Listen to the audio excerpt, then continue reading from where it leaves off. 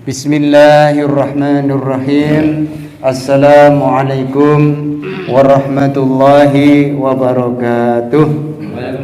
Alhamdulillahilladzi hadana lihada wa ma kunna linahtadiya laula an hadanallah. Laqad ja'at rasulu rabbina bil haqq wa nudu an tilkum jannatu uristumha bima kuntum ta'malun. Jamaah salat zuhur yang dimuliakan oleh Allah Subhanahu wa taala, kita lanjutkan kajian kita tentang keutamaan bulan Ramadan. Kemarin kita sampaikan pidatonya Rasulullah SAW, kita lanjutkan kelanjutannya. Kemarin sudah sampai bagaimana Rasulullah SAW telah menjawab pertanyaan daripada orang-orang yang tidak punya harta sedikit pun, bagaimana cara mengamalkan supaya dapat pahala yang sama dari orang-orang yang berpuasa. Maka Nabi kalau tidak punya harta yang banyak, cukup dengan seteguk air, itu pun sudah mendapatkan yang namanya pahala sama dengan puasa. Atau kita mempunyai makanan di dalam keluarga, saling menukar makanan. Istri memberikan suami, ini saya sedekahkan kepada suami saya sedekahkan pada istri, kepada anak, kemudian dimakan bareng. Itu juga akan mendapatkan pahala yang sama. Itulah keringanan-keringanan, kemudahan-kemudahan Islam di dalam mengamalkan agama.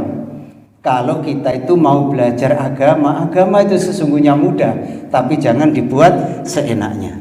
Maka jamaah yang dirahmati Allah Subhanahu wa taala, di sini baginda Nabi Muhammad SAW menyampaikan Allah akan mengaruniakan balasan kepada seorang yang memberi buka walaupun hanya dengan sebiji kurma. Kemarin juga kita sampaikan. Maka di sini baginda Nabi Muhammad SAW juga melanjutkan pidatonya. Di situ ada keutamaan bulan di mana 10 hari pertama orang menurunkan rahmat. Jadi Allah Subhanahu wa taala di 10 hari pertama itu menurunkan rahmat. Orang yang enggak pernah ke masjid pasti ke masjid, karena semua diberi rahmat oleh Allah Subhanahu wa taala. Jadi ibadahnya itu musiman, lumayan, masih mau daripada tidak sama sekali.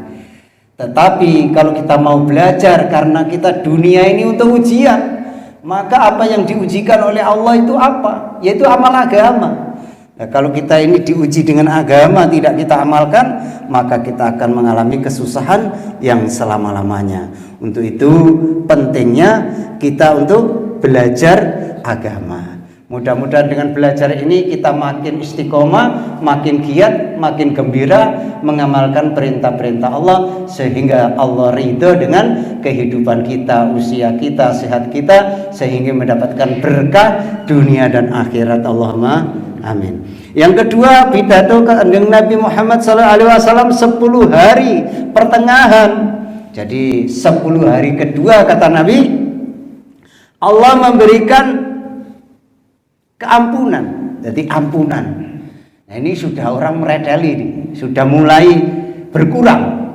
Seperti kalau digambarkan oleh Pak Jainuddin MZ dalam ceramahnya itu, pertandingan sepak bola kalau babak penyisihan itu pasti banyak pesertanya. Kalau semifinal ya berkurang. Apalagi nanti kalau final tambah tinggal sedikit. Nah, itu gambaran. Supaya kita ini menjadi pemenang semuanya, maka perlu adanya belajar memahamkan bagaimana hidup ini bisa manfaat untuk diri kita, tidak hanya di dunia tetapi di akhirat, lebih-lebih dimuliakan oleh Allah Subhanahu taala. Kemudian yang ketiga kata Nabi, pada 10 hari yang terakhir Allah membebaskan hambanya dari api neraka jahanam.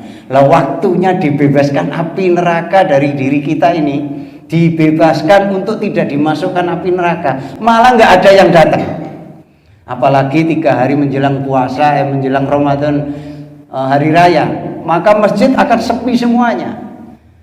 Orang terawih juga tinggal paling 3, 4, 5, itu yang sudah terjadi di lingkungan kita. Mengapa? Karena diri kita ini tidak senantiasa mendengarkan nasihat-nasihat yang disampaikan baginda Nabi.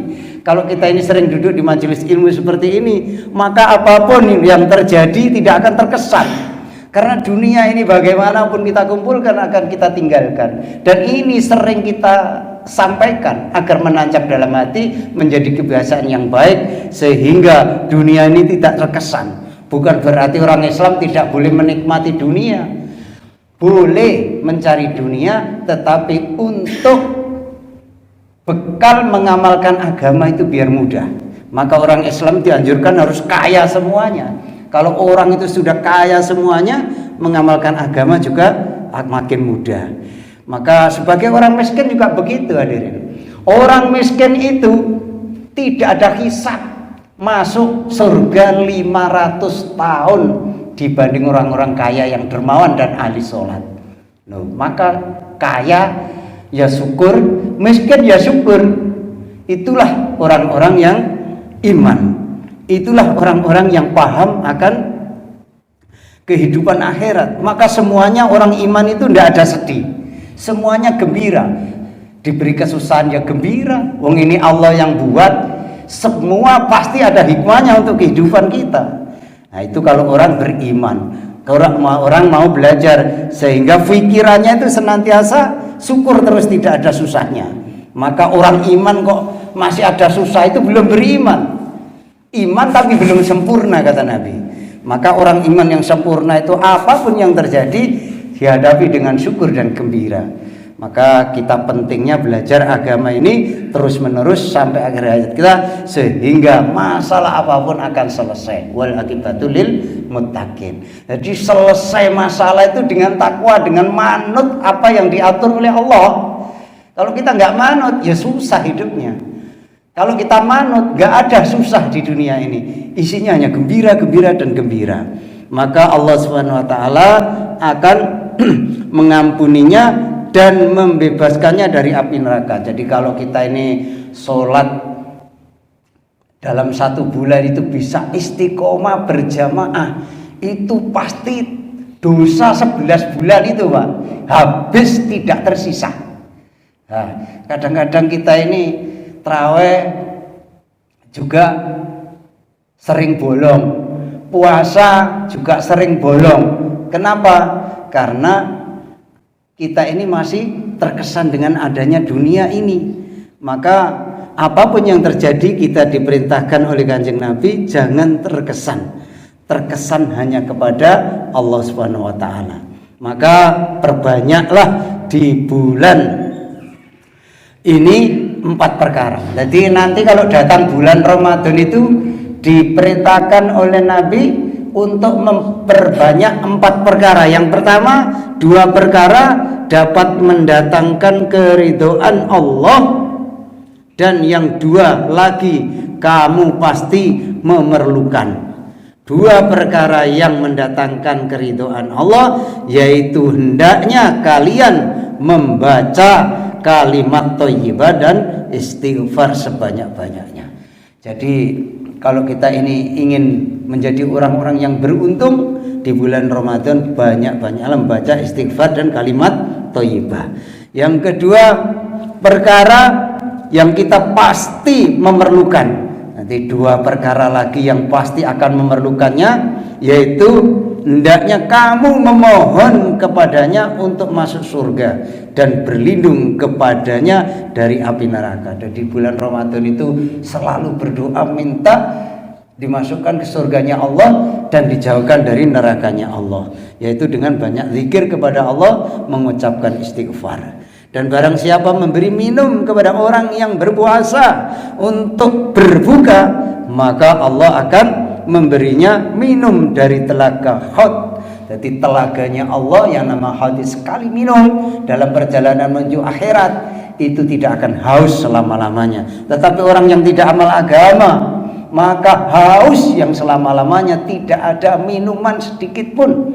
Tetapi kalau di dunia ini kita haus masih bisa minta orang, walaupun orang itu tidak kita kenal. Kita dodok rumah, assalamualaikum, minta minum pasti dikasih. Tapi nanti kalau sudah di akhirat, haus yang selama-lamanya, tidak ada naungan, tidak ada pertolongan kecuali pertolongan Allah. Supaya kita ini dalam pertolongan Allah, maka dunia ini kita gunakan untuk sebanyak-banyaknya zikir, sebanyak-banyaknya amal, sehingga kita akan dimasukkan ke dalam surganya Allah Subhanahu wa taala. Allahumma amin. Karena panjang sekali, maka kita sambung besok lagi. Ini hadis riwayat Ibnu Khuzaimah dalam sahihnya. Jadi hadisnya ini sahih. Jadi jumhur ulama menyampaikan bahwa hadis ini sahih. Jadi maka daripada itu sudah banyak kita sampaikan yang namanya dakwah baginda Nabi Muhammad SAW ini, bisa kita ambil hikmahnya, kita ingat kembali di bulan 10 pertama tadi, yaitu namanya rahmat. Maka banyak orang berbondong-bondong ke masjid, bahkan sampai mendirikan tenda di luar masjid. Betul apa tidak? Nah, itulah keadaan. Tetapi kalau kita sering ngaji seperti ini, nggak terpengaruh, entah itu 10 hari pertama, kedua, sampai menjelang hari raya, tetap istiqomah di masjid. Maka kemarin dikatakan siapa istiqomah awal hingga akhir, melaksanakan sholat maghrib dan isya berjamaah, seolah-olah setara mendapatkan pahala Lailatul Qadar, setara dengan 83 tahun.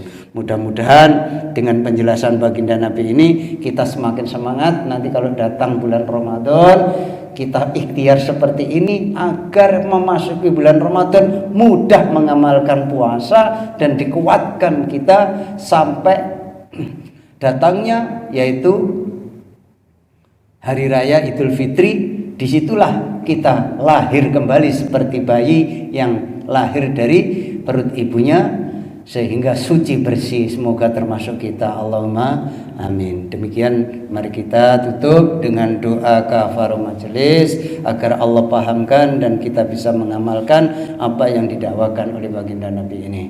Mari kita tutup dengan doa kafar majelis. Subhanaka Allahumma wa bihamdika asyhadu an la ilaha illa anta astaghfiruka wa atubu ilaik. Wassalamualaikum warahmatullahi wabarakatuh.